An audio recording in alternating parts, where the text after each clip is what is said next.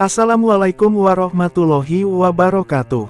Sahabat beriman yang dimuliakan Allah, semoga kita selalu dalam lindungan Allah dan selalu mendapat rahmat-Nya.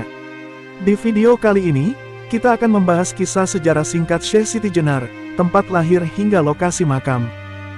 Bagi mereka umat muslim Indonesia yang mendalami dunia tasawuf, nama Syekh Siti Jenar tentu sudah tidak asing lagi didengarnya.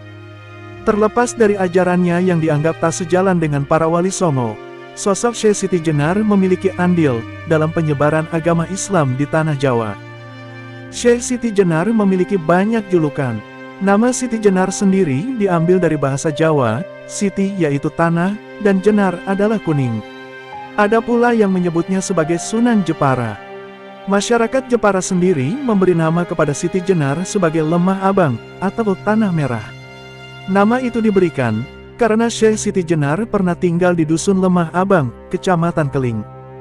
Berbagai sumber menyebutkan, Syekh Siti Jenar lahir di Persia yang kini menjadi Iran. Pada tahun 1404 Masehi, memiliki nama kecil Abdul Jalil. Ia dipercaya masih keturunan Nabi Muhammad SAW dari garis keluarga Siti Fatimah dan Ali bin Abi Thalib. Pada akhir tahun 1425, Sayyid Sholih, ayahnya beserta ibunya, tiba di Cirebon. Saat itu, Syekh Siti Jenar masih berada dalam kandungan 3 bulan. Sambil berdagang, Syekh Datuk Soleh memperkuat penyebaran Islam. Ketika Syekh Siti Jenar lahir menginjak usia 3 bulan, ibundanya meninggal dunia, kemudian Syekh Siti Jenar kecil diasuh oleh Ki Danusla serta penasihatnya. Ada pula sumber yang menyebutkan bahwa Syekh Siti Jenar lahir sekitar tahun 829 Hijrah, 1426 Masehi di Pakuwuan Caruban, pusat kota Caruban, yang kini merupakan Kecamatan Astana Japura, Kabupaten Cirebon. Syekh Siti Jenar dikabarkan lahir dengan nama Sayyid Hasan Ali Al-Husaini. Syekh Siti Jenar berguru kepada ayahnya, bernama Sayyid Sholih, yang dikenal sebagai ahli tafsir Al-Quran.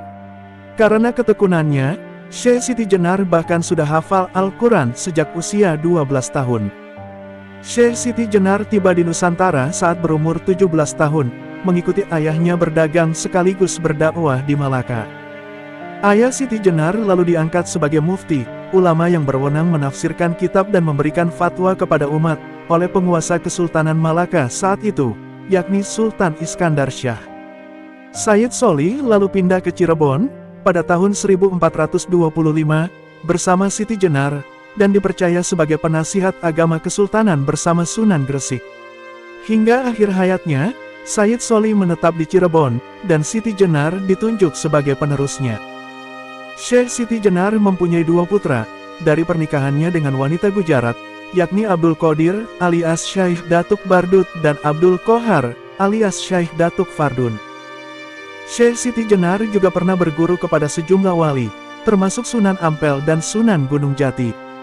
Dari sinilah ia mulai mengenal konsep manunggaling Kawula Gusti, dan bermukim di Jepara dengan mendirikan sebuah pondok pesantren.